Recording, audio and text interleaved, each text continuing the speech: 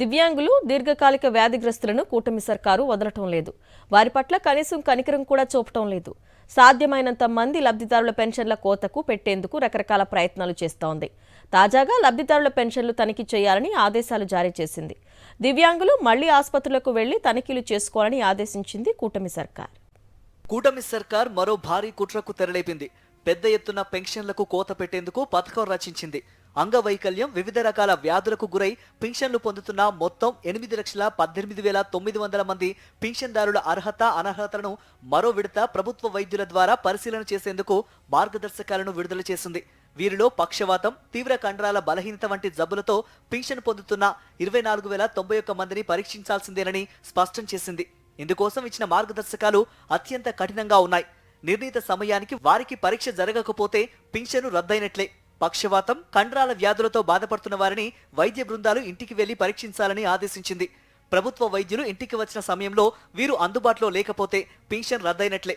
దివ్యాంగులు, ఇతర వ్యాధులతో బాధపడుతున్న 7.95 లక్షల మంది ప్రభుత్వం నిర్ణయించిన తేదీన వైద్యుల కమిటీ ముందు పునః పరీక్షలు చేయించుకోవాలని మార్గదర్శకాలలో పేర్కొంది.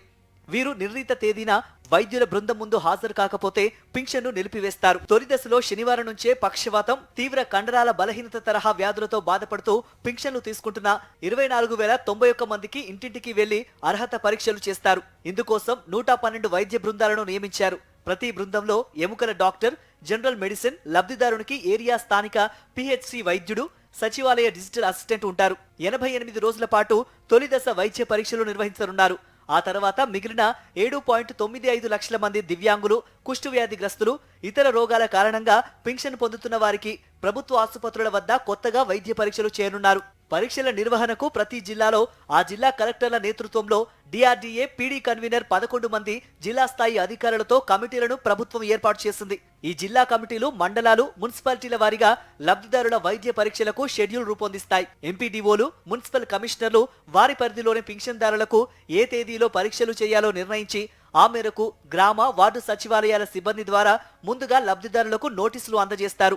ఒక్కో వైద్య బృందం రోజుకు 25 మంది పింఛన్దారులకు అర్హత, అనర్హతల పరిశీలనతో పాటు తిరిగి వైద్య పరీక్షలు నిర్వహించాలని లక్ష్యంగా పెట్టారు. లబ్ధిదారునికి గతంలో పింఛన్ పొందేందుకు వైద్య పరీక్షలు చేసిన వైద్యులు కాకుండా కొత్త వారి ద్వారా ఇప్పుడు పరీక్షలు చేయనున్నారు. ఈ మొత్తం కార్యక్రమం పర్యవేక్షణకు గ్రామీణ పేదరిక నిర్మూలన సంస్థలో రాష్ట్ర స్థాయిలో ప్రత్యేక కంట్రోల్ రూమ్ ఏర్పాటు చేయనున్నారు.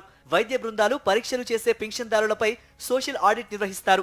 పునఃసమీక్షలో నిర్ధారించిన వాటిలో కనీసం 5% లబ్ధిదారులను కలెక్టర్లు సోషల్ ఆడిట్ చేయడానికి అదనంగా ప్రత్యేక వైద్య బృందాలను ఏర్పాటు చేయనున్నారు.